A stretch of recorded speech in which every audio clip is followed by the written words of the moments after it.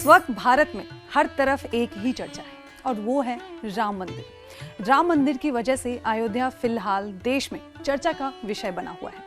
लेकिन आप में से बहुत कम ही लोग जानते होंगे कि सिर्फ भारत ही नहीं बल्कि कई देशों के लोग भगवान राम की पूजा करते हैं। जी हाँ, कई ऐसे मुस्लिम देश में आज भी रामलीला होती है।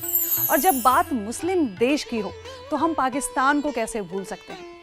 श्री राम का मंदिर पाकिस्तान में भी है। आपको सुनकर हैरानी होगी, लेकिन इस मंदिर की बड़ी मान्यता है और यहाँ के लोग आज भी इस मंदिर में पूजा करते हैं। पाकिस्तान जब भारत से अलग नहीं था तब वहाँ के इस्लामाबाद के आसपास ढेर सारे हिंदू रहा करते थे। यही वजह थी कि इस इलाके में कई बड़े मंदिर हुआ करते थे। हालांकि हम जिस मंदिर की बात कर रहे हैं वो इस्लामाबाद के सैदपुर गांव में है। इस इलाके के हिंदू समुदाय के लोग मानते हैं कि राम जी जब वनवास में थे तो यहाँ भी वो रुके थे। कहा जाता है कि इस मंदिर को हिंदू राजपूत राजा मान सिंह ने बनवाया था। बंटवारे से पहले ये मंदिर अपनी भव्यता के लिए जाना जाता था। हालांकि बंटवारे के बाद ये मंदिर धीरे धीरे खंडर में बदल गया। लेकिन साल 2016 में इस मंदिर के परिसर को फिर से तैयार किया गया और हिंदू समुदाय के हवाले किया गया। वहीं इंडोनेशिया एक ऐसा देश है जहाँ की ज्यादातर आबादी मुस्लिम है।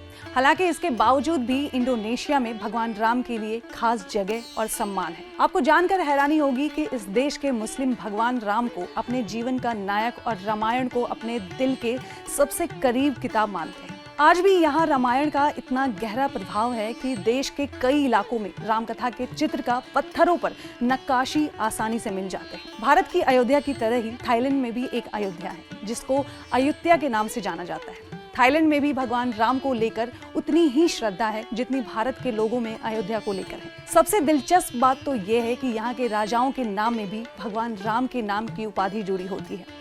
ये यहाँ की प्राचीन परंपरा है। यहाँ के राजवंश के हर राजा को भगवान राम का अवतार माना जाता है। और ये आप शायद ही जानते होंगे कि दक्षिण कोरिया के लोग आज भी अयोध्या को अपनी ननिहाल मानते हैं और ये मान्यता पूरे 2000 सालों से चली आ रही है। इसी मान्यता को लेकर अपनी परंपरा निभाने के लिए दक्षिण कोरिया के लोग अयोध्या आते रहते हैं।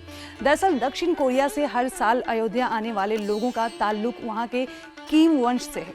ये लोग अयोध्या को अपनी रानी माँ का मायका मानते हैं। इनका नाम रानी हो था और ये आज से 2000 साल पहले कोरिया की महारानी थी। इस नाते ही दक्षिण कोरिया के लोग अयोध्या को अपनी ननिहाल मानते हैं। इनके अलावा मलेशिया, लाओस, नेपाल जैसे देशों में भी रामायण का राम से जुड़े अंश वहाँ की सांस्कृतिक ग्रंथों और जातक कथाओं में मिल जाते हैं। मलेशिया में तो कई मुस्लिम लोग अपने नाम के साथ राम शब्द का इस्तेमाल भी करते हैं।